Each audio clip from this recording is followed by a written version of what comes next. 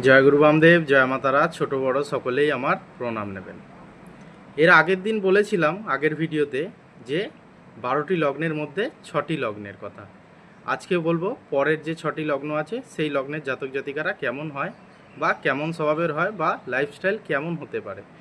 যেমন এখানে দেখছি 7 নম্বর তুলা লগ্ন। তুলা লগ্নের মালিক শুক্রদেব হয়ে থাকে। তুলা লগ্নের জাতক জাতিকারা জীবনে প্রচুর আর্থিক দিক থেকে বা অন্য দিক থেকে প্রচুর প্রচুর ব্যালেন্স প্রকৃতির হয়ে থাকে। তারপরে চলে আসি বৃশ্চিক লগ্ন। বৃশ্চিক লগ্নের জাতক জাতিকারা অ্যাস্ট্রোলজি, অকাল্ট এইসব নিয়ে যদি কেরিয়ারে আগে যেতে পারে তাহলে খুবই ভালো হয় তাদের। বৃশ্চিক লগ্নের মালিক মঙ্গল হয়ে থাকে। তারপরে চলে আসি ধনু লগ্ন। ধনু লগ্নের জাতক জাতিকাদের মালিক বৃহস্পতি হয়ে থাকে। এরা শারীরিক জীবনে প্রচুর পরিশ্রম করে বা কেরিয়ারেও প্রচুর পরিশ্রম করে আগে এদের বাড়তে হয়।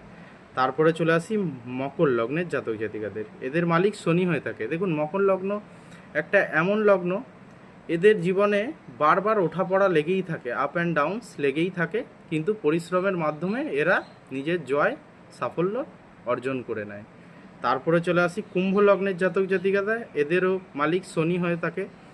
দেখুন, কুম্ভ লগ্ন একটা এমন লগ্ন যে কোনো কথা আপনার পেছনে বলবে না, যা বলার আপনাকে সামনেই বলে দেবে, বা একটি মানুষ কীরকম হতে পারে তারা আগে থেকেই অনুভব করতে পারে। তারপরে চলে আসি মীন লগ্নের জাতক জাতিকারা। এদের মালিকও বৃহস্পতি হয়ে থাকে। মীন লগ্নের জাতক জাতিকারা বলবো একটু ইমোশনাল প্রকৃতির হয়ে থাকেন। মন যদি স্থির করতে পারেন তাহলে লাইফে বা কেরিয়ারে উন্নতি হতে পারে, বা জ্যোতিষ, অকাল্ট এরকম বিষয়ে যদি কাজ করতে পারেন তাহলে আপনাদের কেরিয়ারে উন্নতি আছে।